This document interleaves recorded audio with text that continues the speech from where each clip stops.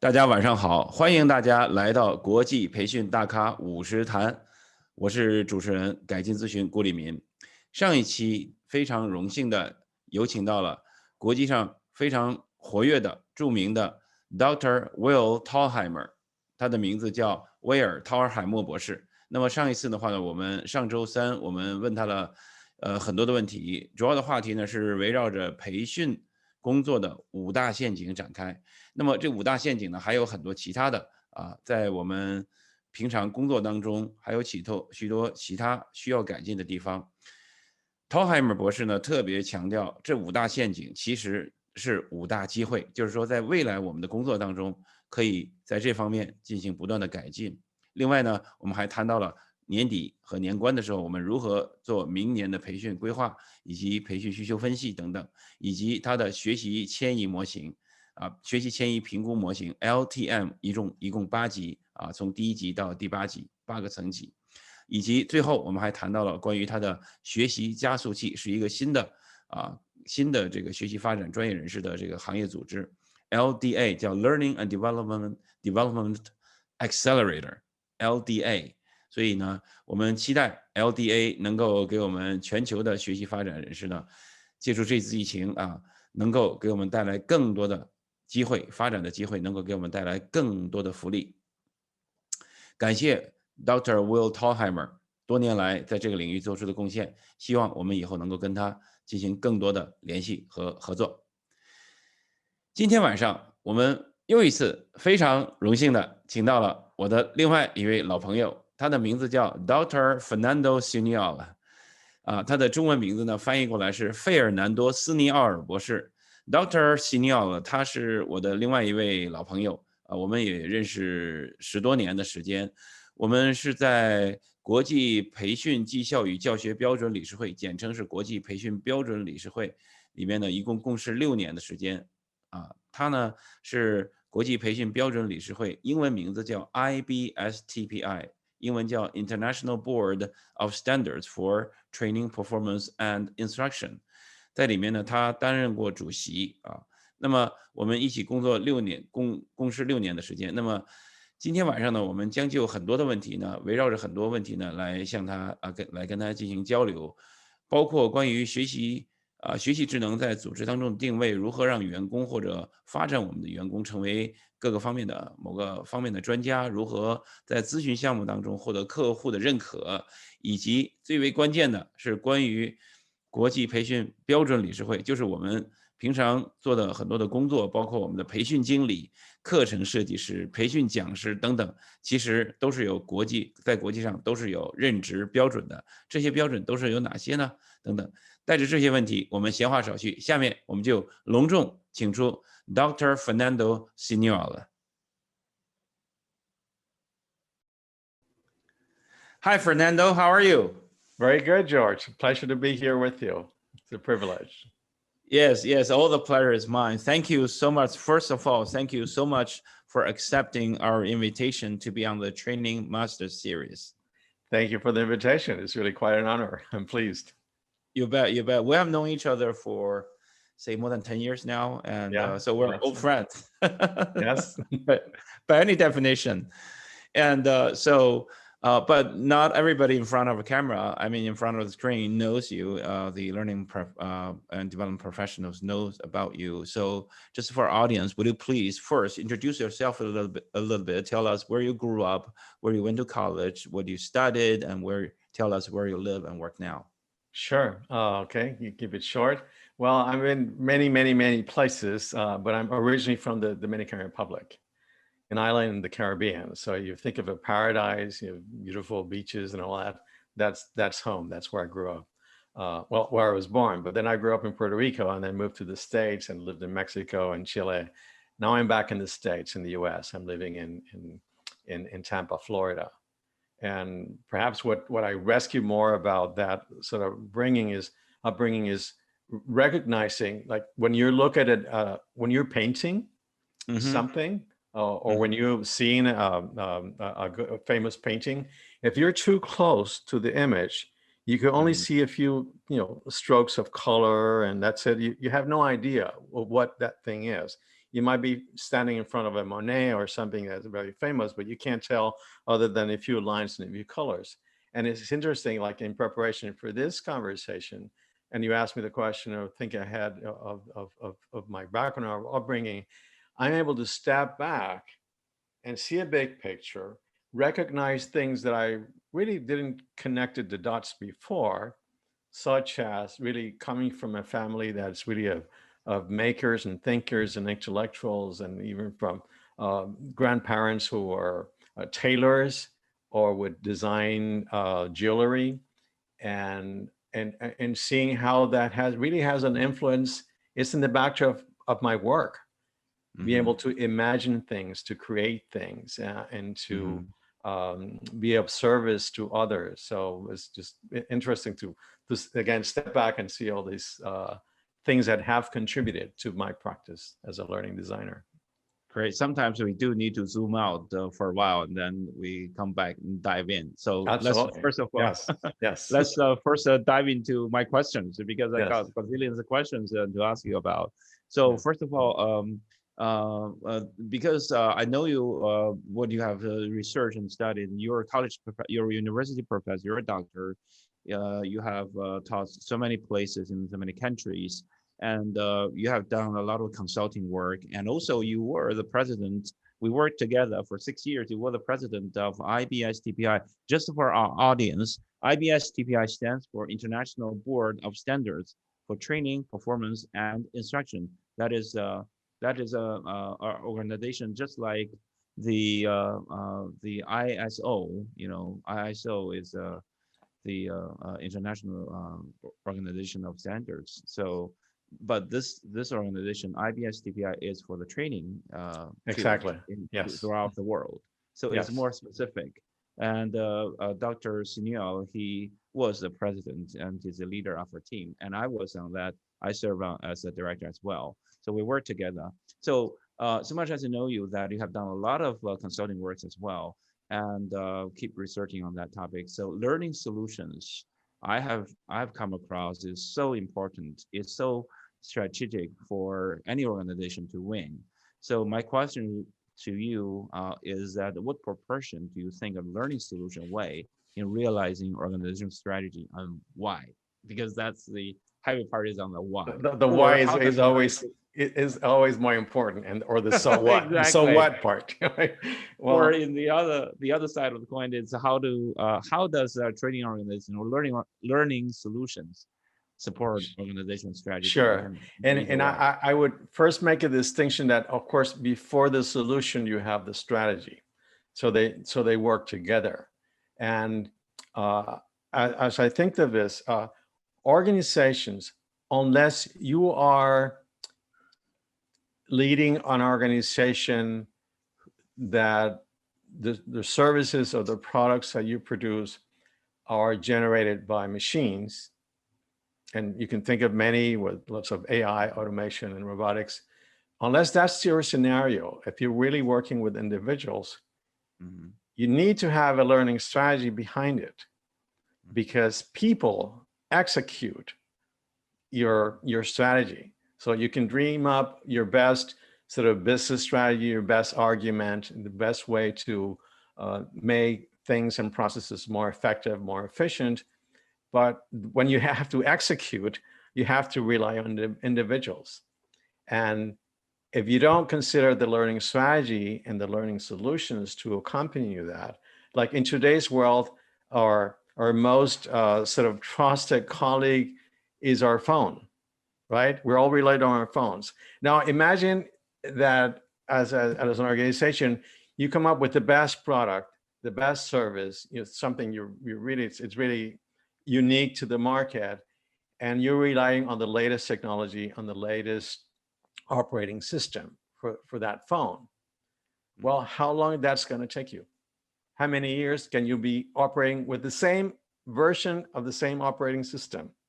Wow. 6 months, 1 Probably year, not that long. 5 years, not that long. Not that long. So organizations are the same. You need to upgrade your operating system, which is your people, your organizations. So you That's have a good analogy. That's a good analogy. So if Absolutely. you don't invest, if you don't re-engineer, you're investing in individuals and their growth. If you don't invest and upgrade the skills, if you don't support your learning or your business strategy with the learning strategy, you Hmm. won't be able to go that far. Just like the operating system on your phone. Right, right, right. So learning solutions. So in other words, learning solutions and organizational strategies kind of they have to sync each other, right? So be Yes, it's really synchronized. a yin yang situation. Let me give you one example. Many Hmm. years ago, I was invited to work on this project for the leading bank at the time in Mexico. Hmm. They realized from the from the sort of the leadership management that they needed to evolve their own business model. So they migrated from being a centralized bank in the main Hmm. city, Mexican City, Hmm. and then pushing out their solutions to the rest of the country. Hmm. Well, the business that happens in the northern part of the country, which is bordered to Mexico, is totally different from what happens in the south or even in Mexico City. So actually, Monterrey, for example, is really the business capital of Mexico because they're just really entrepreneurs at their best. They're just the best sort of industries there.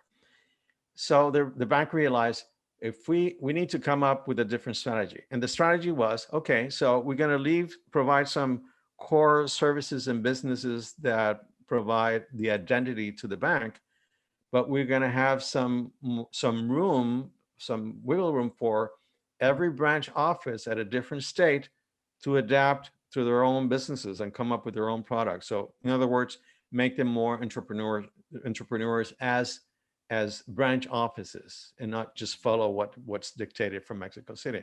Well, that needed and to be executed as well. Again, Right. going back to the point, you need people to execute that. So developing a strategy that involved training to all branch managers throughout the country, which Hmm. originally was conceived as, well, we'll do partly at a distance. This is prior to internet, so this was like a video communication through satellite, right? Hmm. And then like school time, and then going back to the office to do some work. And it was conceived to be most of the work to be done face to face. They would bring these managers to different campuses. I ended up sort of changing the balance in terms of a learning strategy by putting more effort in what they do at their branch office and Hmm. not putting that much effort in what they do on campus. Hmm. Because in the branch office, they would gather data, they would Right. provide more information about their clients, they do more study, Right. they do the homework of coming up and strategizing different ways to bring more business to their branch office.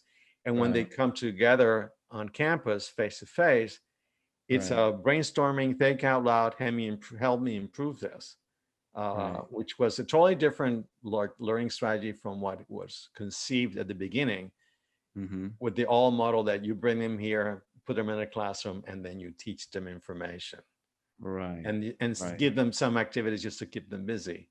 Hmm. So in that Hmm. sense, the strategy improves or works hand in hand with the business Hmm. strategy because you're making them implement and innovate in their own workspace. Hmm. Hmm. Hmm. It happens a lot in China too. There's so many businesses that are growing so fast, and there. I I I never heard this term, but I kind of headquarter. There's a syndrome I call it, a headquarter and the branch syndrome. Right, All right. the relations need to be sorted out. At the headquarter, there are some people sitting there at the cubicles and trying to figure out, oh, what do we need to give directions or guidance we should need to give to the people in the front line and the branches in the field, the people actually working in the field. I mean, creating values. And at the same time, when the front end receive any guidelines and principles or curricula, and then they say, this is not what we use every day. This is that kind of a talk of war existed probably at the beginning of training. It Sure. started Yeah. probably. Right. So there's always a tug of war or a contradiction. They need to be strictly aligned with each other. Yeah. Or even at the headquarters, you have the guidelines, principles, but have some real meat there for the Yeah, front line. the real value is what happens right there. We're touching the client and you're offering the service. And that's where real Exactly. data, that's where reality checks in. So you have to listen to both. You can't be too close Yeah. to the grinder and see what's happening and not see other bigger issues. So you need that big perspective from the central office, but you also need the input of what's really happening, and when you're facing clients or your products or your services. There's a saying in China, popular in the past few years, is those people who hear the cannons should command the war. Exactly. Yes. Yeah. That's exactly, I think, what the Right. situation is. So what you did is to create different versions of the training solutions instead of just kind of a status quo, and this is the training And material. pushing, information just based on Exactly. some assumptions that are not real. So this is a kind of the traditional, instead of pushing, you pull them, and then Mhm. you pull, and then so this more kind of driven by their own business problems or challenges, and then Exactly. you're supplying them with learning solutions. Here we go. We're coming back. Yes, yes, yes. That's why I was saying you need the strategy and you need the solution. I mean, the solution is a final. You first need to imagine it, and then you need to execute it. But before that comes the strategy to know what is that you're trying to do. If your strategy is only create a product and run away and get another client, as opposed to cultivating that sort of organization and really adding value, even Right. if even if they don't really know what they really need, Right. which happens too often, right? Right. It is so common that in our country, probably you have lived in so many countries, like in the Latin American countries, in Mexico, in Middle America, in Central America, and there's so many training managers. They're kind of because their training function is more considered kind of a back end function, Yes, on the exactly. front line. There's always a disconnect in there, somehow, and then. And they, on a daily basis, we'll always hear that training managers, they want to create value from the frontline guys. And the frontline guys say, oh, what are they idle? They consider the training functions are idling. Actually, they're not. They're also trying to, on both sides, there's a miscommunication, there's a mismatch, Yes. the information flow there. So there's a kind of a mismatched information flow, but there's a disconnect for sure. So yeah, we got a lot of work to do, but as a training function, we should provide products or services to the frontline guys. And so my question is to you is, how shall we create instructional products, and why do we call them, should we call them products? Mm. Yeah. Well, actually, I never really thought much of perhaps the word product, but and that's only a bias because I really put a lot of emphasis on strategy. But Mhm. nonetheless, we do need to generate products. Otherwise, we're just giving advice. We're just consultants, and you and I Right. are consultants, but need to deliver. We need to deliver something. And Exactly. for example, I was telling you this story about one of my grandfathers being he would design jewelry and fix watches, and I just happen to have here one. Let me show you this. Sure. You see this? He made What this, is it? right? Is a stone? It's a mold to create Wow. some kind of jewelry. Wow. It is a mold. Yes. And I would, as a kid, I remember not seeing him play with this, but actually like pour gold or silver into things like this and hold them together. Is this Like, what's the material? Is that a pig iron? I think it's bronze because it's very Bronze. heavy. Okay. Yeah, I Very heavy. assume it's bronze. Mhm. Anyway, this is a product, and you can't generate new jewelry unless you make things like this. And in our Exactly. field, we can go around giving advice about what to do, but it's like, okay, now it's like do something, give me something. So we Right, have to right. generate products. We have to Yeah. generate courses. They're less tangible as something like this that will, resist the measure of time. But Mhm, nonetheless, we need to produce courses dealing with whatever mhm, technology is available. I've mhm, developed courses that I feel is like, wow, this is one of the best works that I've done, that I can mhm, even be able to see them today because they were done, 15 years ago in mhm. software that doesn't exist, whose Right. operating systems are no longer available. And it's just, I only Yeah. have a CD, uh, but we have to, it's only because the products that we make Right. that we're actually able to have an impact in the organizations we want to serve.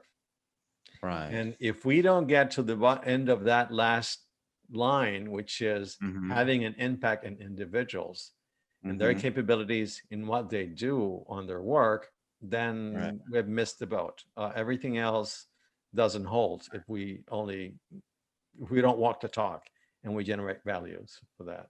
Right. Right. Right. Mm. Well, because you showed me that traditional mold, and I also want to show you something just in return. Yes. Can you tell what it is? Actually, it Mm. should be placed this way. It's like a clay or something, or what Yes, is it's a stone made out a of stone. stone? It's a Uh-huh. jade made out of a jade. Jade. In the Uh-huh. old times, like use the four pen and put the ink in there, and then this is the ink stone. Yes. So Wonderful. use the four pen. Now it's all automatic. It's all ink inside. It's Sure. injected in. But now in the old times, they put water and the ink stone, and then to make ink. Wonderful. To really scratch and then make ink, and then they write on the paper. The Chinese calligraphy, the Chinese paintings. So this is from the Qing Dynasty, actually. Yes. Wonderful. This is So these are, probably from 200 years old. wow. This is a gift from one of my most admired professors. I mean, he's my professor at the Nankai University in 1987 to 1991, and he taught me translation. So all my translation skills, majority of them at my young age, I got training from him. And he's 84 years old now, and so every year I go back to the Chinese New Year. I go back to see Yes. him, Yes. his Yes. family, and his wife also my professor, actually my first professor of English, actually. So we're very close. He gave me this and he said, just keep this, and this is from my family, and I kept it, and now it's given to you. So it is, Wonderful. yeah. So Well, anyway, I still hold, even though I've traveled so much, and I was telling you before that I've yeah, reduced myself to 3 bags when I came back to the US, but I right. still carry that stone that you gave me. There was a stamp you gave it when I went to Shanghai the Oh first yeah, time. yeah, the chop, yeah, the Yeah, chop. I still have that. I treasure that. Keep But that, keep that. Yeah, but again, going back to your original question, I mean, as learning development professionals, we have to deliver products. We have to exactly. get to the last mile, which is really having impact, and that is through whatever things we have available media, even if it's just a presentation or job aid or something. We need to give people something to help them acquire sort of the new skill sets that they didn't have before.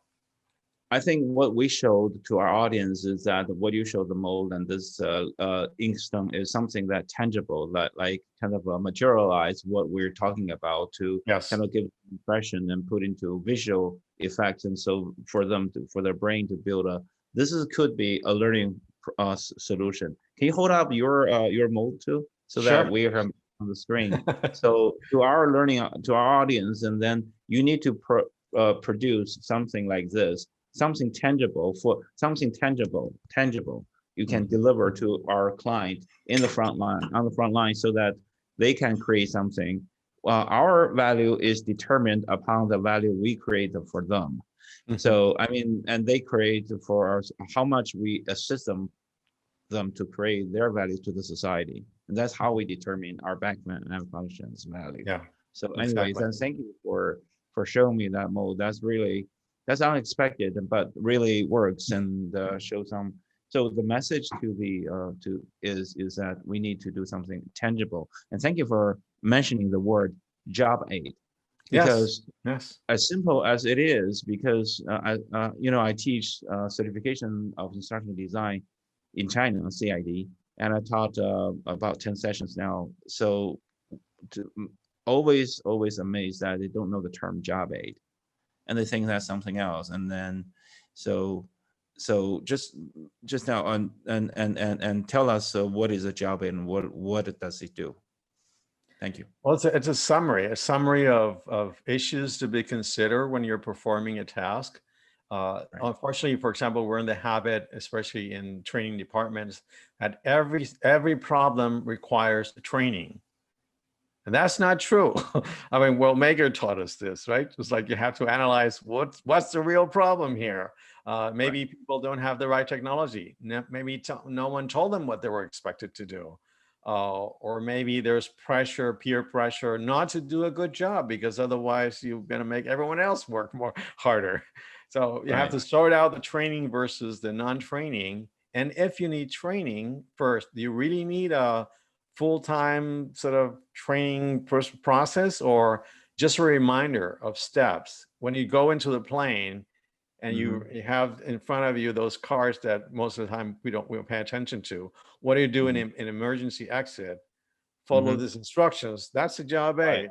When you're Right. hired by a sort of fast food company, and you're working on the same afternoon, you don't need to take a training on how to flip burgers or doing something else. Just follow the pictures. Of Right. of course, there's some things that are even more complex than that, but still, you can build job aids to help Right. people have a mental model of how to navigate in a scenario.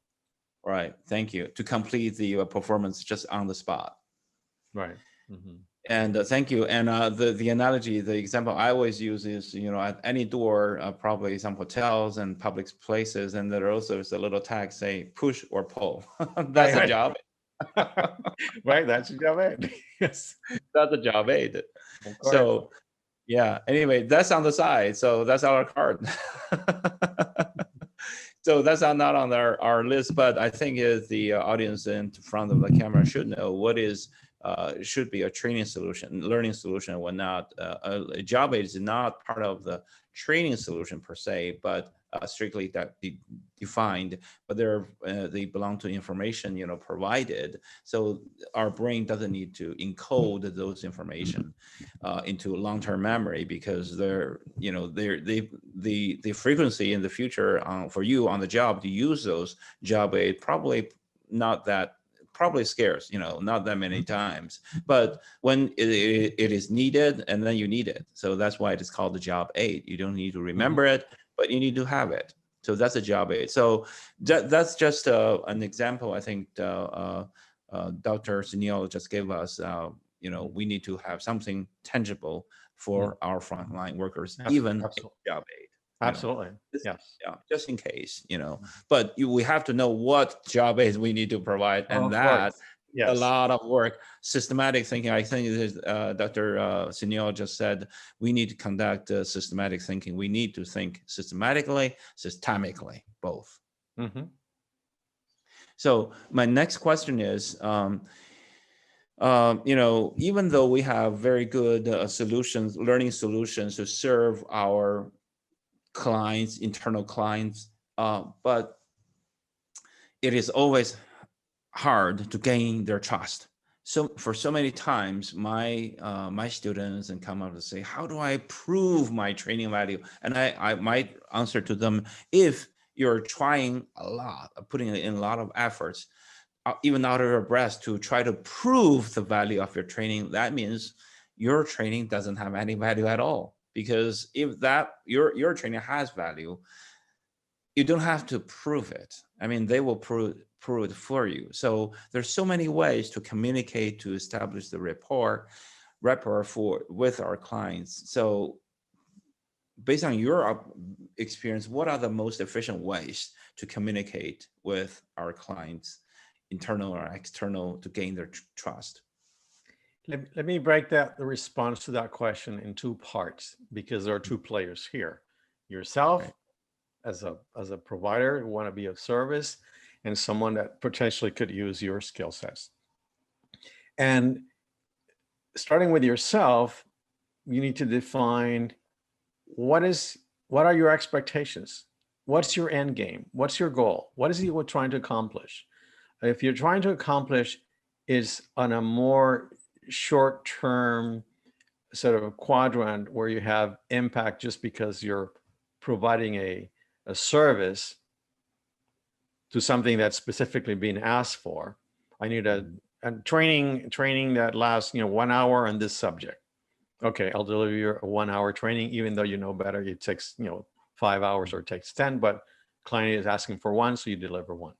So you decide first what kind of position or service you want to provide, because depending on what you want to offer, you'll find sort of opportunities for whatever you choose. If you choose to be more at the service of more systemic issues and being more strategic and being a strategic partner in an organization, you're not going to jump into the first order that says, no, I only want a 1 hour PowerPoint training. You can say, okay, I can recommend you someone else for this. I don't do these things. Or so you can make a judgment whether you jump after everything or whether you want to provide service. So follow that.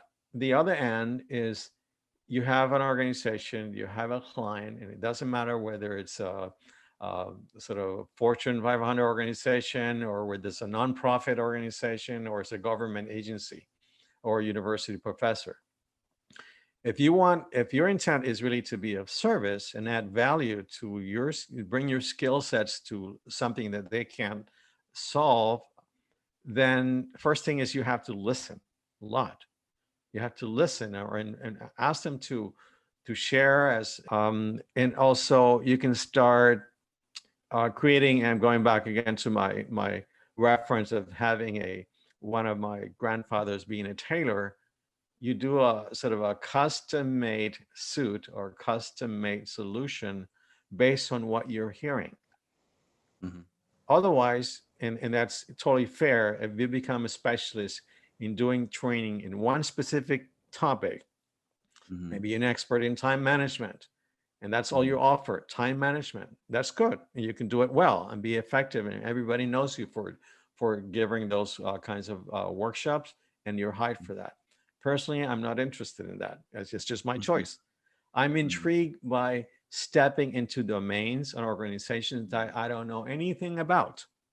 That's what drives me. It's like, I absolutely don't know anything about this, whether it's manufacturing or whether it's a medical doctor or whether it's photography or a nonprofit in the rural parts of Mexico.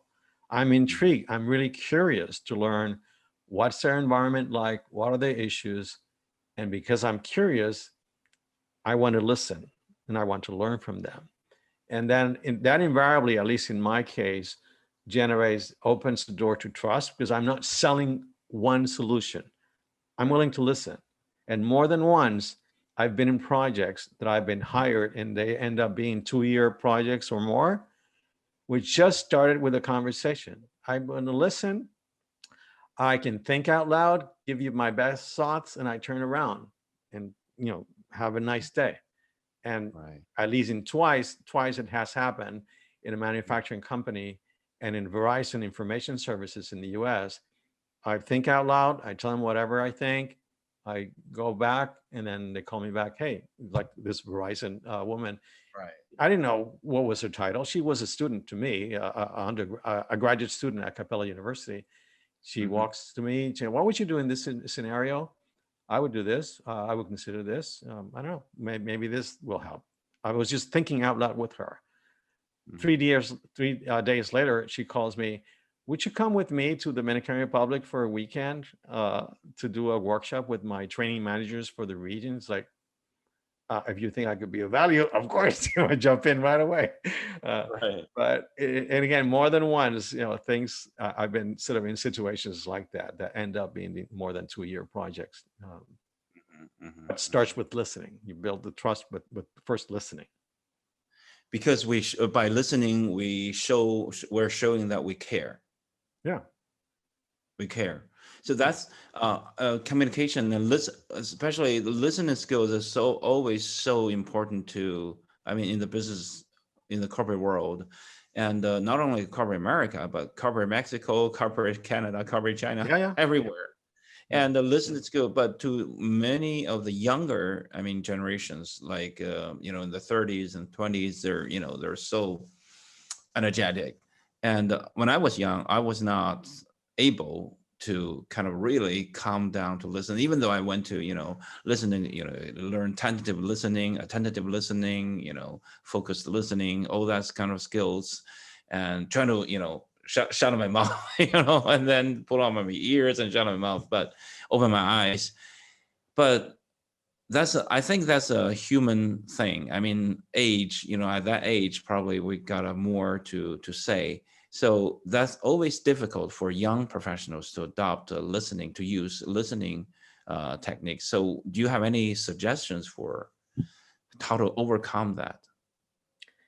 Um, well, again, it just started with what I was saying earlier is like, depending on what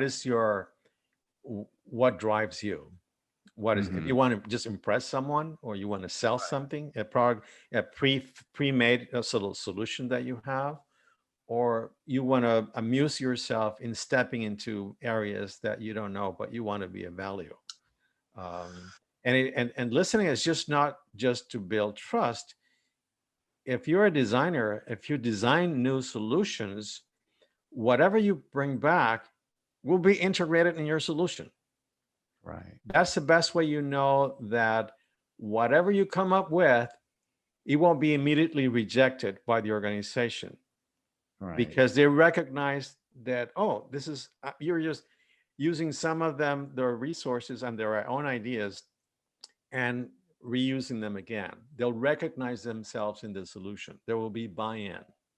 The worst thing that you can do is design the best, most imaginative and impressive training, and people see it's like, what is this? Who was this built for? I don't see myself in this. It's like, this is for some other organization, not us. So you have to listen to also repurpose, take advantage of solutions, and weave them together as part of your strategy. I think it is still like care and why we're doing this. Is really the original. What in Chinese called, there's a Buddhist term for this called, in Chinese called the 发心. The probably the origin of your intent. What really you want to do. Yes. The origin intent. Yes. Probably. Yes. The translation. And do you want to sell some pre-made, pre-custed, or you have something to sell, or you have the tendency to really help them. All you will do will be different, quite different, because if you have pre-made solutions and in your hands, you're hiding in your pockets, and then you're just waiting the right moment to bring them up, and then you're kind of more just on the side like a kid, wait, you can't hide it.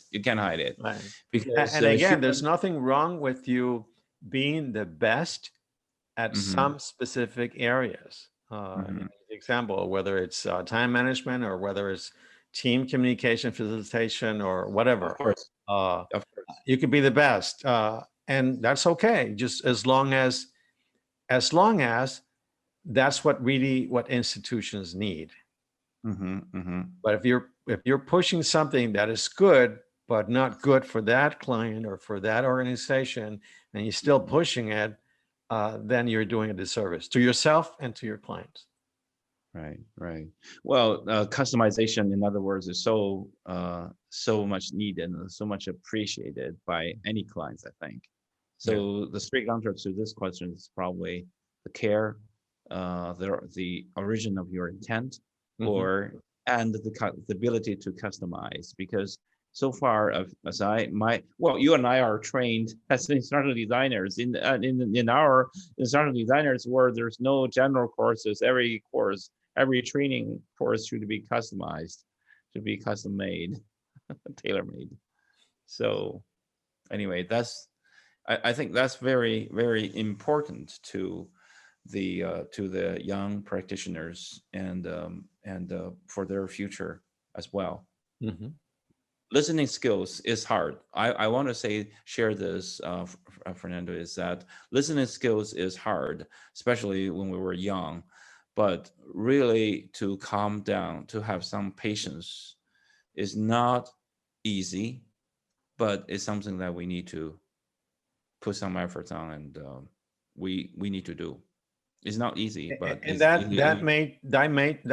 may imply also that there are Mhm. some organizations and some individuals that you might not be able to service because they're also, from a consumer point of view, they want things fast. They don't want to go into this conversation. It's like, no, do you have an answer? Yes or no? It's like, you have 5 Right, seconds, right, right? Um, well, you can walk away from that and still feel like, okay, I'm still sort of owning what is it that I want to offer. right, right. I don't, unless you're really desperate and need to make some money, and you say, okay, yes, for the sake of experience, you can jump in and do it. But along sort of the long haul is you have to choose yourself what kind of a journey you want to have as a professional. Doesn't mean, regardless of what discipline you are. Right, right. We do have we as a consulting business, we in our company we do have some off the shelf solutions, Of and if course. they quick and fast, and they can just go ahead Yes. and cook on it and enjoy Yes. it. Exactly. But the majority of time they do need more conversation, custom made. So anyway, but I think listening is so important. Mm-hmm. Yeah. Care. Anyway, so you have been, the next question is, well, my questions jump from here and there, That's as all you right. can see, but I do want to cover a lot of areas. I want to say, or pluralism or diversity. In term of the business diversity, meaning like the flexibility and the opportunities in solving problems in under various cultures, because it is so important, because you have lived in so many countries and in different cultures. How do we what are the most efficient way to adapt and be flexible while creating what value for our clients, in your opinion? Well, obviously, for to be part of to be able to service individuals in other countries, of course, you need to be first fluent in that language, but also fluent in the culture itself. It is not just communicating and having the right language, but understanding the nuances of the culture and how they operate and their world vision of how even something as simple as, and let me give you one concrete example. Mhm. If in the US, you want to approach an organization and you visit their website Right. and you see the individuals who are part of the leadership team Mhm. on the web page with their name and their LinkedIn and their email and their phone office, you would consider it's fair game just to send them an email, right? And Right. and you would expect them to respond or give them a call. Hey, can we chat about this? I saw your profile. In other cultures, not American cultures, for example, if that ever happens, first of Mhm. all, they may have the individual and their names, but absolutely no contact information. But if they provide contact information, with the same logic, you would assume from the US perspective that if this person is here, the phone number is here, and their email, it's fair game to reach out. Mhm. You may reach out, you'll never get a response back.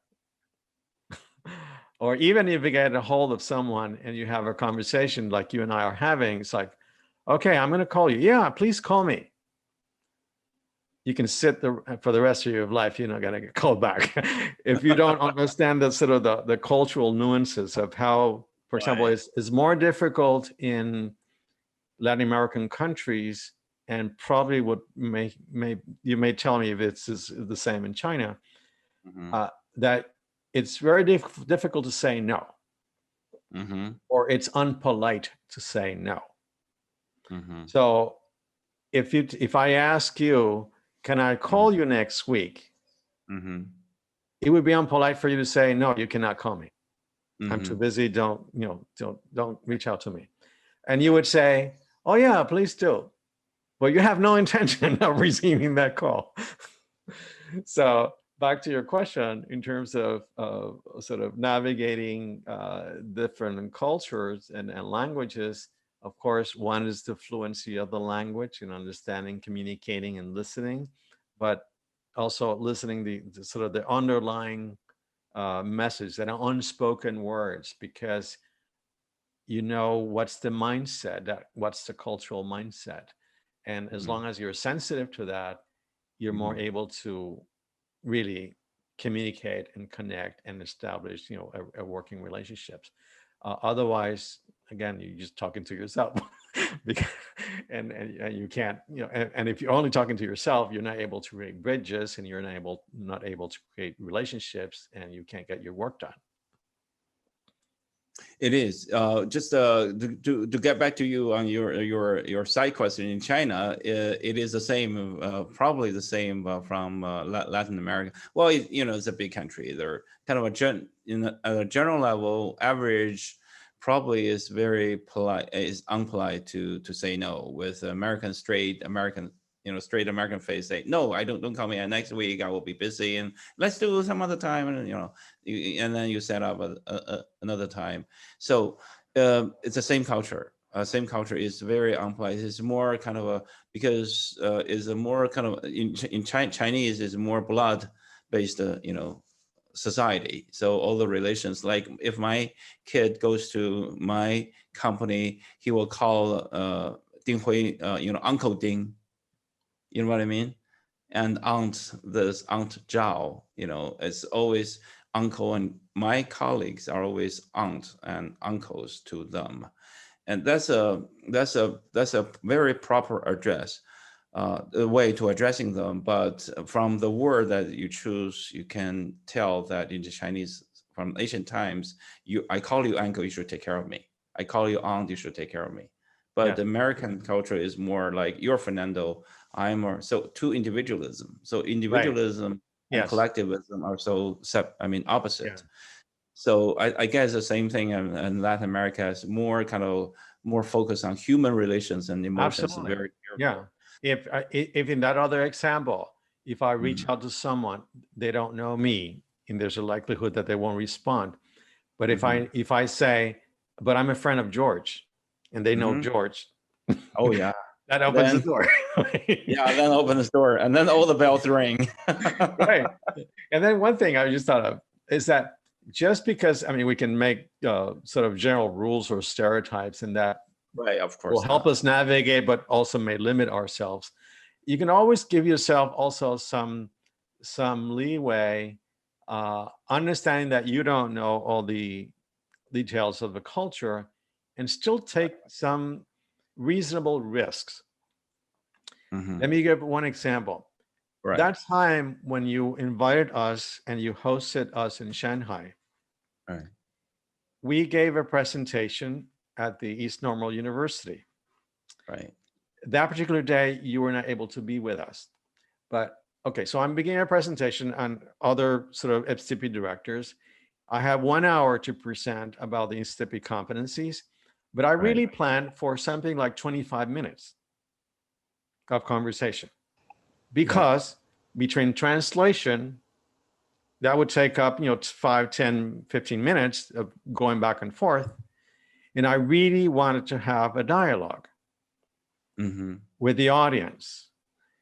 When I finished, I saw our host, the professor that was our host for the center where we were working, very uncomfortable. It was like, because I was done, until she finally said, "Are you done?" Yes, I'm done. Because I was expecting to have a conversation. Well, that was unheard of, right? Because I'm supposed to be the expert, and no one should dare to ask me a question. I waited. I had a pause. It felt like it was 15 minutes, but it was probably less than a minute, until someone in the back raised a hand and asked me a question. And then someone else in the second row, and then someone else. And then my time was up, and they keep asking questions. Right. At the end, she says, like, well, this never happens because you're not used to ask questions or have a dialogue. But so I just took a risk, because I didn't want to just deliver a lecture. I wanted to learn too, because I'm there to learn as well. And I wanted to open and was willing to take the risk of waiting for those seconds for the first person to ask a question, and then after that everything was different. But again, this was reading a bit of the culture. Not really, was the first time in China, and but I was, because I was curious and I had a good intent of really having a dialogue, I was willing to risk it. Not a big risk, but just to wait a few seconds because someone eventually would ask a question. Yep. Yep. That's a kind of a moment is sometimes can easily slip into embarrassment. I mean, it's just nobody's come back to you, and then as instructors or presenters is kind of we're trying to expect we're expecting but we're still keeping the protocol there on the stage and everything. It happens a lot because of the Chinese way of instruction really transcended from the Confucius age, and the instructors are always the chifu is more kind of not only your master but also your father figure in the Yeah. ancient time, and you learn from them, you respect them. So the tradition they elaborates as well. And that's kind of right now is a mixture right now because everybody has a cell phone and really promotes some individualism. So the what we call the generation X, the generation Y, and generation Z's. I don't know how to count them anymore, but Right. you know, the 90s born, the born from the 80s, and the 80s are already in the workplace, and the 90s are workplace, but the ones that born after the millennium, the millennials, and they are in the schools and they're in the universities, so they're more kind of they have more self-recognition, and so they're more kind of a more easy, I mean more easier to interact with in the classroom, because in the one way I was brought up like duck feeding, you sit up and put your Right. hands on the back, and for 45 minutes you don't move. If you move, and then my Chinese teacher, I mean, or math teacher will come over, use a stick, say, and then you sit up and then put her hands on the back. So that's what the way we were brought up. Yeah. But now, if you look at the kindergartens, so kindergartens, the way, my kids was brought up, and they're like, more multi, cultural environments. So things are changing, but the group you're in, they're more kind of, well, I think I would have another interpretation because you look so smart, and then they were attracted by you. Yeah, but that's all that said, it's wonderful to have. You need the structure. It's like having a tradition is really having a backbone. Exactly. The other extreme of being totally individualistic, it's really you're uprooted from a Right. group, from a country. So it's wonderful, really, and it's a gift to have that Right. tradition, even to have that education that you just described, and the discipline. But yet at Right. the same time, we need to combine the more fluid horizontal conversation, where also the teacher in this case, or the CEO, is not trapped in its Right. own role. Exactly. Because Yeah. if you're trapped and you think that you're infallible and you have always all the right answers, there's a great likelihood that you will start making mistakes if you don't listen to others, if you don't adapt, if you're not flexible. Right. Mhm. Right. So what I'm thinking is maybe the new norm or the new standards in the future probably will be not only one standard that dominates, but but more, the ways of communication is more kind of more diversified ways Yes, to absolutely. Yes. communicate with each other, different communication styles, and that is so important for all of us. I think the best way is to educate ourselves as professionals at workplace. Even we watch movies, and now I mean, watch movies or watch videos online. I mean, if the information's flow right now, I mean, it flows everywhere. So information is just at our fingertips, so we can grow much faster than before, than the old ages. And now having information, I know it's one of the questions you were going to ask me about about expertise. Uh, Right.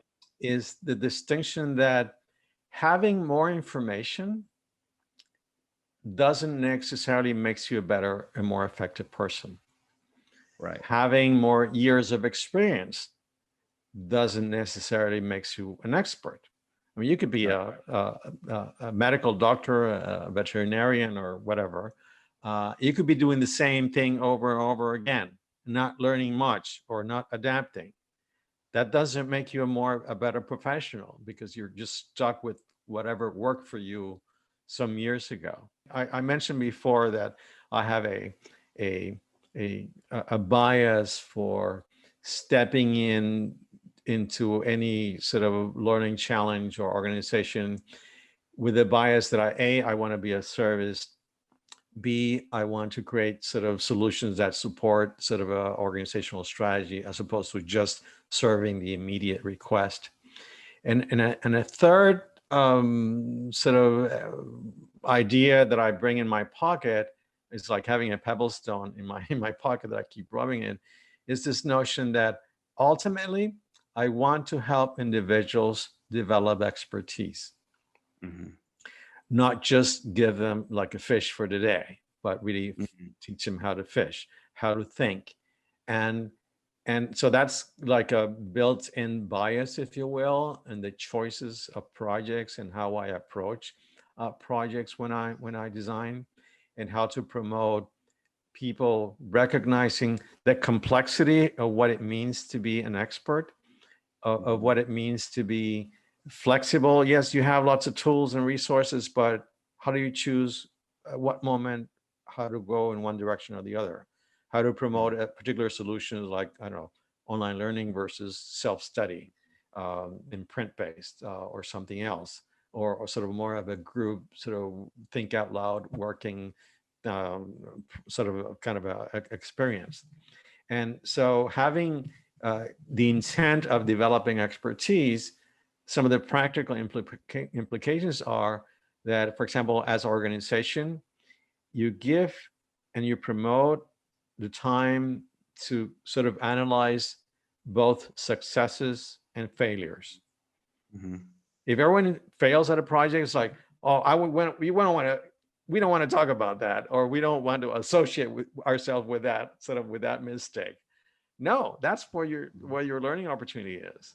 So you have to dig in, kind of digest it, do a autopsy, if you will, of that experience, and learn to think out loud, to verbalize your assumptions. That's really the sort of the attributes of a good expert. It's not just coming up with a solution, whether it's pre-made or something, but to be able to reason through what's the logic. And typically we don't build that into our work practice or into our teaching or training. It's like there's always a solution, the best solution. Well, not always. It all depends. My best Right. mentor for this entire field was named Dr. Clint Wallington. He was the chair of the instructional technology program at Rochester Institute of Technology. Everything that I ever needed to learn about this field, I learned from him. And his response to everything was always, it all depends. Because you have to consider the consequences. And so teaching people to be flexible, and I can talk for days about expertise and flexibility. That was the subject of my doctoral dissertation. So I have a lot of investment in this distinctions. And that's why I want to rather, or have the bias to promote not just giving people solutions, but helping them think through, analyze issues, and to be able to diagnose and do this analysis of both successes and failures, because that's where the gold nuggets are when you go back and reanalyze things. Thank you for mentioning the word fish, because in Chinese there's an idiom, or proverb saying that you don't give them a fish, but you teach them fishing. Yes, yes. Instead of giving them something tangible at hand, short-term solution, but you give them the long sustainable capability to continuously gain the same result. So that's that coincides with what you just said, and solutions. So expertise is so important. My question to you next is kind of an extended question: is can expertise be taught? I would say that yes, but you have to be precise about it. You have to be intentional. Actually, there's a very excellent book that brought me back to even, I mentioned that this is the work I did for my doctoral dissertation, which I blanked out. I just totally forgot about that chapter. I didn't even remember what I did. It Right. was not present, right? Until I read a book last year, um, Peak, I think it's the title of the name. And it's a professor from Florida State University. I think he passed away this year. And I got excited and went back to all that work that I did for my dissertation, because he writes about expertise in every day, from sports to medicine to law. And he would highlight, for example, practices that we can do to promote expertise, including the ones that I mentioned before, like being sort of thinking aloud, thinking, analyzing problems before, but also having intention, intentional practice. It's not enough to, again, like I mentioned before, have X number of years doing something, but to put it in your target that you want to develop certain areas. Example, a runner, if you run 100 meters for the Olympics, you concentrate on different portions of the event from your starting, how you start the race and your starting block. Right. And you intentionally rehearse a zillion times just to start, Right. which is different from practicing, when you get mid through the race or just getting to the finish line. There are many ways to. So if you're intentional about practicing something, whether it's managing teams or, I don't know, operating certain kinds of equipment, or dealing with certain kinds of clients or sales process, if you concentrate and you practice that aspect over intentionally, so you become more mindful about your choices and the decisions that you're making as you're solving problems. But you need that practice behind you. It's like the musician who practiced, a piece or Right. a fragment of music over and over again. Right. So I think it can be taught. It should be part of our, or one portion of our training or educational agenda. Right. When I was at in the States where I was working, I was sharing a big house with early work years. I was sharing a big house with a couple of U of M, which am University of Minnesota, University of Minnesota uh, um, sophomore. There were sophomores at the time, so it's a big house. And guess what? They're all swimmers of the U of M team. And every morning when I got up, go to work, they're already back training. They're Right. already back. So what time they got up? 4 o'clock in the morning. Yeah. So they went to school. They're not far away from the campus and the swimming pool. They train for 2 hours and they come back. Yeah. When they come back, over a little bit over 7:30. So I got up, I do all the, needful, the necessary, and then they'll go back. And so when I was out of door, they were, already kind of a second part of the day, Yes. you know, Exactly. Yeah. and that's how they they got trained. And then in the afternoon, the second round of training again after they finish all the classes. Right. And then they party in the evening too. So Sure. Yeah. Of course, you have to have a balanced life. Yeah. right, that's So, college life. But the point I want to make is they trained like, that's why there's Michael Phelps, in the Olympics, in the Beijing Olympics, he got like 10 or 8 gold medals. One Olympic, Michael Phelps. So yeah. what I'm saying is probably expertise, it can be trained. And I thank you so much for mentioning that book. I heard it some book. I heard that book, and probably one of those TED talks, at the expertise, how it is Uh-huh. developed. Yes. And there's also, well, when on this show, previously in August, probably back in August, I interviewed Harold Stolovich. If you know Harold Stolovich, and he and his wife also wrote a book on similar topic, and expertise. All the time we think, oh, only those experts possess expertise. No, is expertise depends on how you define it. Here we go. It depends on how you define it. And actually, everybody has their own expertise in some, Right. And it's not necessarily related to titles or degrees. I remember just one story. It's just full of stories. One time in Mexico City, I'm going to go out to work and my cart will not start. Right. So I remember seeing just a sign like in a sort of a street light, electrician, so and so. And right next to it, his shop really was the size like a telephone booth. That was it. So I walked to him. It's like, I can't start my car. It's like, I had no one else to ask. So I had to trust this guy. I had no options, right? So he walks with me. He brings with him a hammer, a screwdriver, and like another battery on this dolly. And he goes, go ahead, start your car. Start the engine. Clank, clank, clank. Won't do anything. He gets under the car with the hammer. He hits the car with the hammer. Dang, dang, dang, dang. It's like, it worked. In the world is this guy doing? All right. Like, go ahead and start. Vroom, and he started. He's like, what? Are you serious?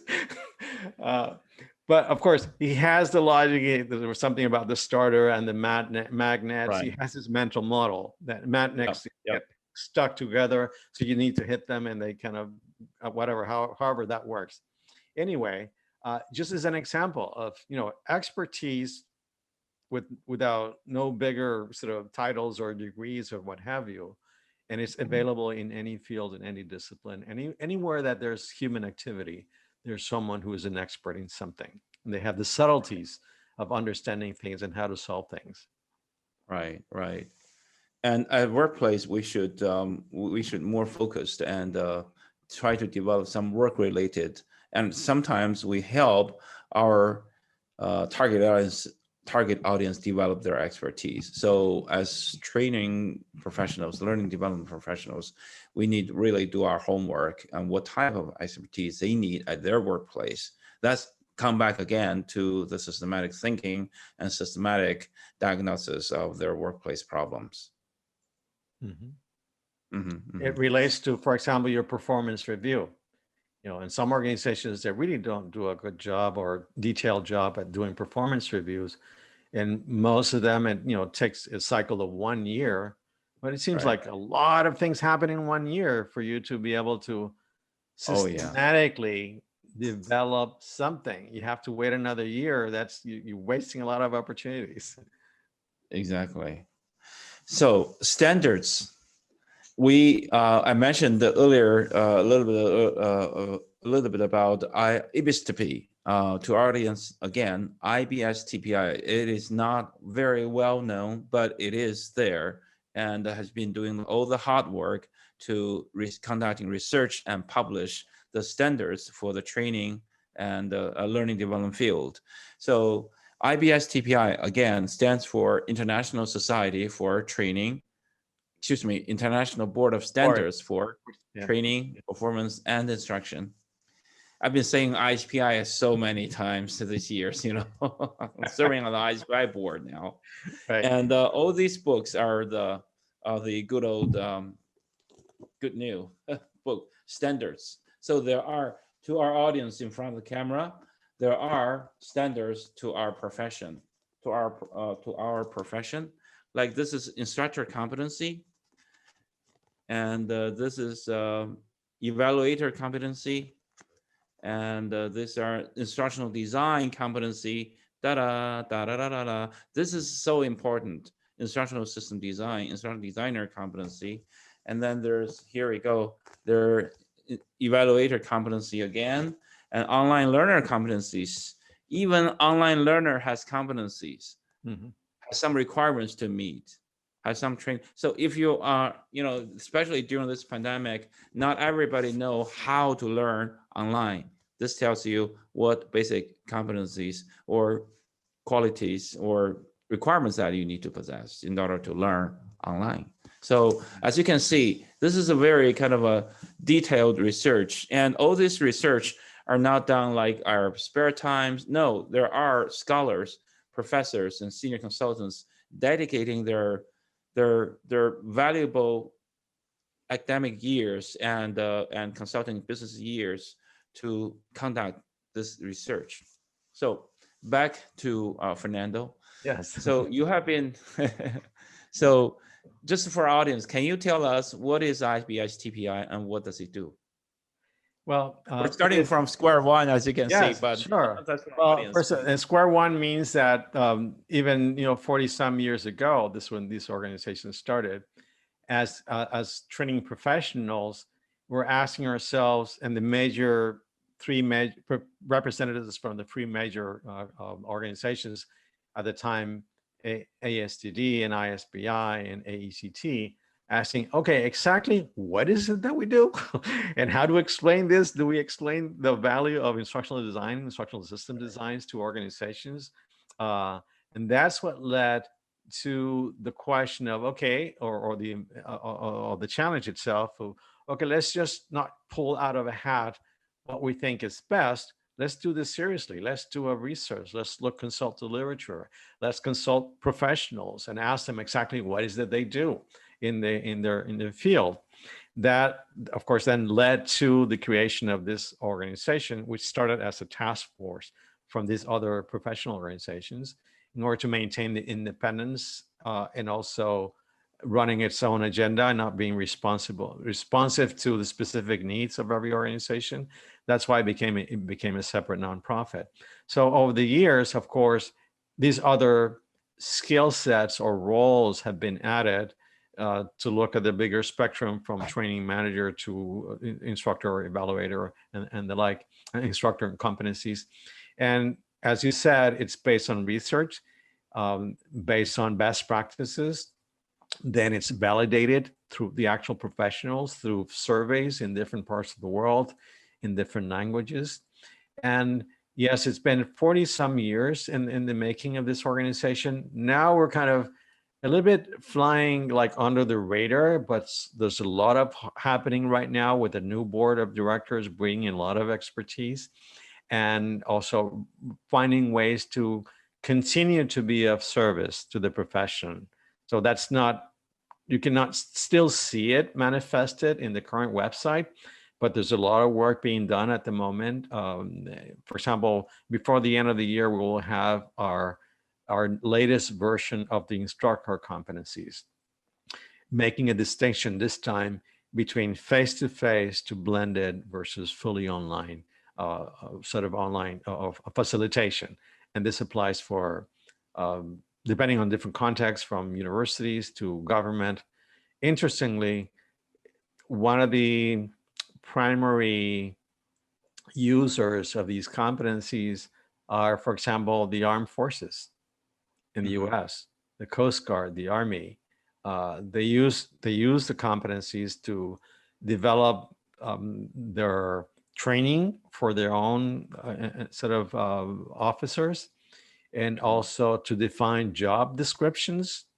Or when you're looking for someone, what are you looking for? So you influence the writing of that job description by based on those practices. So again, so the organization has been around for quite a while, inviting professionals from different parts of the world with its own. Right now, it's a kind of a low key, low presence, but there's a lot of buildup at this moment happening internally to come out and roll out different ways of engaging, different ways of serving the profession, and engaging others as well. Because in the past, the board, as you know, when you served, it was more like a blue ribbon panel of experts getting together, doing the research and publishing, no membership really involved.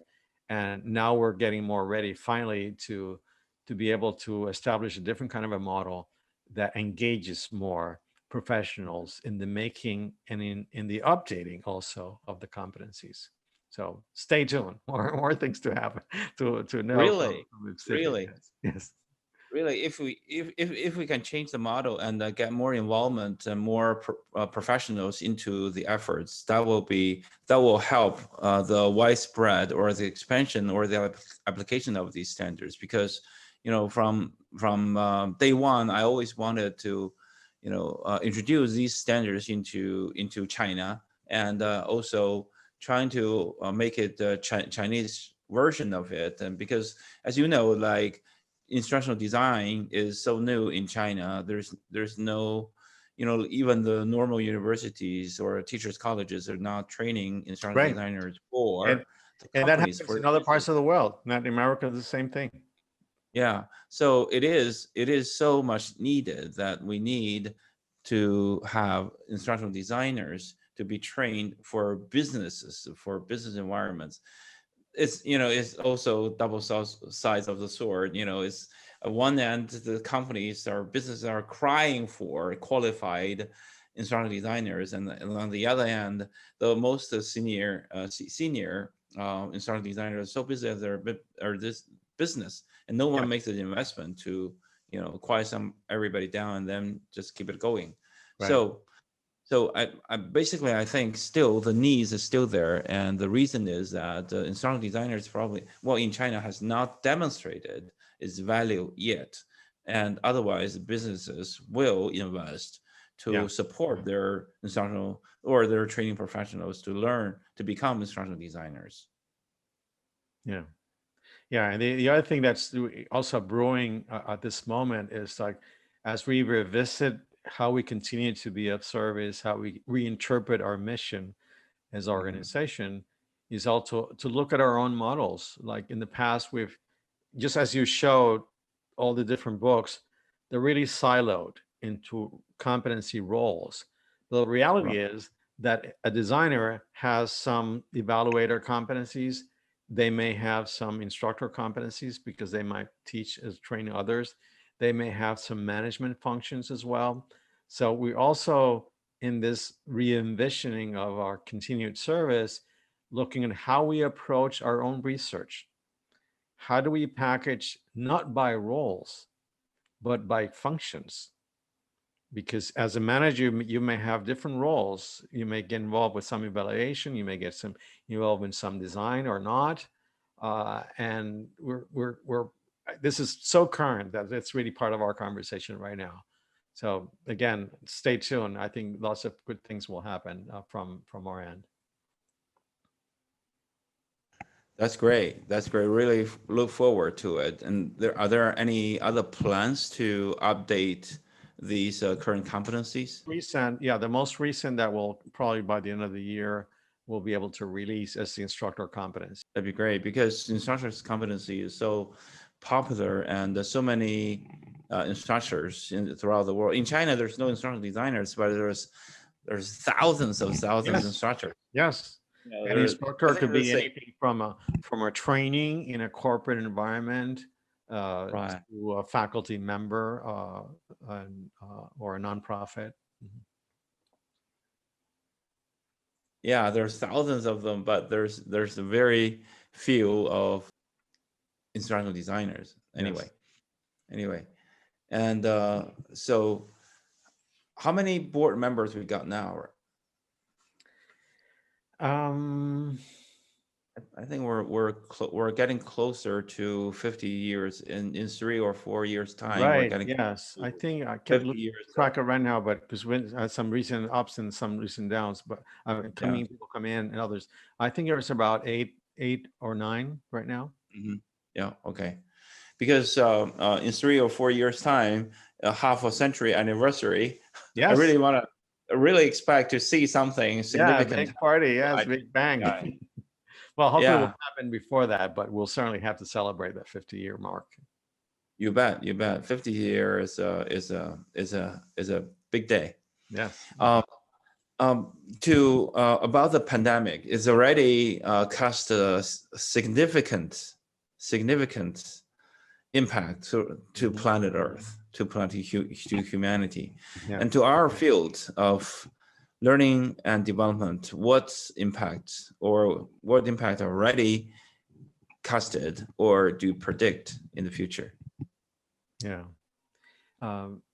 I can't predict, but I can certainly read the times and what's happening and the impact it has, for example, in terms of making it mainstream, the practice of remote collaboration for offices, for example. I was just noticing a title of The Economist magazine as I was going quickly through LinkedIn, and the cover letter said something like the death of the office or the corporate office. Because you're it's like and the question is like, what was the idea anyway? Why we did this anyway to start with? When you realize that you can get work done by people working remotely and you get more productivity in some things, of course, it requires a different kinds of skill sets and coordination and different kind of management and more horizontal, requires technology to support it. But it's not like your business stopped because you had to force people to stay at home. All over the country, people are just happy at home and Right. more productive doing other things. So, and in the same context, which I've been spending more time in the last few years, more focused on higher education, again, globally, they had to stop just like businesses and figure out, jump in the water. That's probably more complex because it requires faculty members and institutions that were totally clueless, from the more immediate region that I work in Latin America to, I was invited to events in Pakistan, and Right. and they're as equally as lost and desperate as they were sort of in my neck of the woods. But nonetheless, after you jump in the water, then you start seeing that that it's possible, B, that you have other capabilities that you had no idea you had, and C, that you can be very effective at it. And then the question is like, why do I want to go back to the office or go back to the campus? I mean, obviously there's some things that this good thing to do in groups, some dynamics, but the core of the work, depending on the industry, of course, if you're manufacturing, you can't do this thing remotely, right? So some industries lend themselves more to a more easier and productive transition to a remote post-COVID, scenario than others. Yeah. Thank you. Yeah, the pandemic's really creating huge impact humanity in the human history. I think is one of the milestones of human history. So second to the last question, if you had a chance to start all over again, what would you have done differently? Not much. I reduce it, just like to distill it to really what's the core decision. And I came up with this sort of notion of conjunctions. Conjunctions are the and, but, nor, or, so, yet. And I would spend less time pondering about the or, sort of put myself in that situation. Do I do this or do I do that? Should I approach this in this way, or should it's like I maybe spend too much time doing that? I would spend less time doing that, and using more and, or let me try this and this, or let me try this first and then this other thing, because while you're pondering, although it's good to reflect and meditate and think things through, you may also waste a lot of time, going around in circles, chasing your tail. So I've done that too many times to realize, like, if this has some kind of a sense of interest, it's like you open a door and that door seems like it has so potential, a little bit of potential. Don't spend too much time wondering what would happen once you cross that door. just cross the door. Just do it. And if you don't like it, just go back and do something else. But that I would change. I would invest less time pondering whether to do one thing or the other.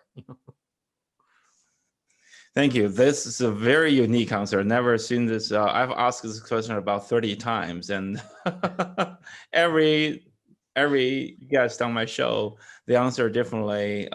Several of them say, I would never have changed anything, and life is good. But majority of them say about 20-80 rule, and 80% saying, probably I've done this and done that, but your answer is so unique, and you use a set of conjunctions and tell us, and we go to grammar, and that's Right. really vivid answer, and you focus on more on and instead of or, and get rid of the hesitations and or the suspension or the precious times that wasted. Just do it. I like Nike a lot. Right, not Nike. Yeah. It's perfect. Just do it. You can change your mind, but just do it. Otherwise, you'll never know. Just do it. Yeah, exactly. Thank you. Thank you. As a closing statement, do you have any advice to the young practitioners in China and or developing countries as a whole? Here you go. Yeah. And I would say like giving this like every generation has its own challenges, right? thank If you. you go back to your ancestors and your grandparents and go back, they had to face some challenge, whether it's natural disasters or wars or what have you. The challenges of this generation is the most significant one is COVID, and perhaps prior to that, AIDS and some things of that, because it's a threat and it's global. That it shows us our fragility, and it shows us our humanity, because the whole world is tuned in, is affected by this scenario.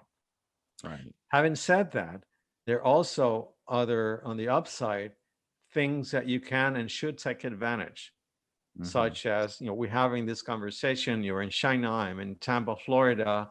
We've built this relationship over the years, and using the internet and groups such as LinkedIn to reach out to other professionals. There's so many really talented professionals in our field, Oh, yeah. and they're so generous. And you were, before this we started talking, you mentioned the list of people that you have invited and as guests in your program. They've been open and willing to come and spend some time with you. Well, the same is true for any professional, young professional. Just take the courage, reach out. Don't assume like rules, like in the case of your country, that if you reach out to someone, it might be unrespectful if you don't know them. If you don't get back to him, again, it's either or, and like, just give it a try. Just send them an email, reach out, get connected. There's so many conversations out happening today. And this year, I was able to participate on this first and only virtual conference. It was a concept that Will Tallheimer was brewing for several years, and they finally pulled it off. I mean, who would ever think attending a learning and development conference that it's 6 weeks long? You would never consider that, except that realize that everything happened this year. And it was just wonderful to be able to connect with professionals throughout the world. It has been the most effective and most empowering conference that I've ever attended, ever. I built so many relationships. In a meeting, typical conference, you've been to too many. You have 3 days, you mingle with a few people, you miss most of the participants. You don't get to see, except when you're in a 6-week conference and you keep bumping into people in the same sessions, same Zoom sessions like here, and you start connecting afterwards. It's just really an amazing collection of professionals. So that's available to any young professional to tap into these networks, use the technology to reach out. Thank you for the good advice. And at the very beginning of your advice, you mentioned the word "our generation" and the challenges. I want to comment that you are so far the youngest guest on our show, but you gave probably one of the most profound answers. And you look at it throughout from you take it from a historical point of view, from the historical aspect, and you stand it Thank you. probably in the future and look back at which is now, or you look from the back and look in the future, which is now. So putting ourselves into a historical timeline, and this pandemic probably generates some generational, challenges to our generation. But there's a crisis, there's an opportunity, as the Yeah. Chinese, the Yes. word Yeah. Weiji composed two parts. One is crisis, the other is opportunity. And thank you for encouraging us to take the opportunity and really step up. I think it is the important message from Dr. Senior is really to communicate and to care. And that's how we survive this, not only this pandemic, but make our each one of our works more valuable to our clients, to our organization. And thank you, Dr. Senior. Thank you. Thank you. And let me just add one just to emphasize that is not only sort of reach out and be of service, but also be committed to the work that you do. Be of service to others. There's a very, very dear friend of mine. She's French. She lives in Chile. Her name is Christine Boudessel. She always uses the phrase to be of service and with love, because you're in love with what you do. So be of service. Be genuine in your offer to be of service. Reach out, and not only you'll be doing good for others and yourself, but you get the benefits of it as well, because it's not the same thing as just offering a service in exchange for money, as opposed to you really being committed to your profession, to your work, to your growth, and the growth of the people that you serve. Thank you. Thank you. That Let's reminds me, take that in into all of the religions, I learned a little bit about Buddhism, Taoism, and also a little bit of Christianity, Catholics. They're all the same. They have the same kind of, underlying doctrine is that you have to give in order to get. So the get part is kind of a result, because you give a lot and Yeah. give to And others and care. you have to keep it out of your radar, because you're only giving one so you can receive five. It doesn't work that No, way. It's like, no, it doesn't you work that gotta be way. very Never. genuine in what you give. Just all the Chinese saying is just do the good old things and never regret or never look back. Just Yes, keep on exactly. keep on Yes, doing it. just Good things plant. will come back. Keep planting. Yes, yeah. And Keep eventually planting. you look back and you'll see a forest. But just keep planting. Exactly. Yep. Yeah. Thank you. That's very inspirational. Thank you. Thank you, Dr. Senior. Thank you. Well, I should it's a call you pleasure. Fernando. It's an honor to be with you. You're a great friend and great colleague. I admire you for the work you do in China and around Thank you. the world. So it's an honor to be here with you. Thank you. Thank you.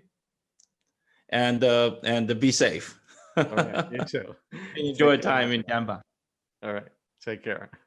Take care. Bye-bye.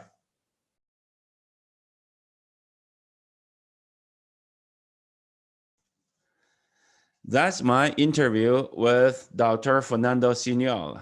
It was such a friendly call, and in retrospect, we recalled a lot of good old memories when we worked together.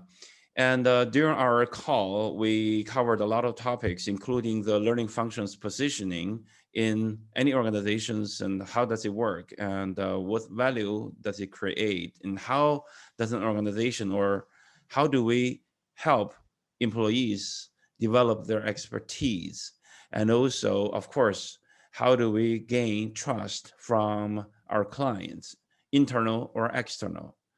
And most importantly, we covered the topic of IBSTPI, the International Board of Standards for Training, Performance, and Instruction. So he was a president, and where I was a director between 2011 and 2017, before I became the director of IICPI. Thank you, Dr. Fernando Senior. Thank you for your decades of dedication for the development of learning and development field internationally, especially on the global stage. You made a lot of contributions, especially in Latin America. And thank you. We look forward to learning and collaborating with you more in the future. So stay safe and stay tuned. Thank you.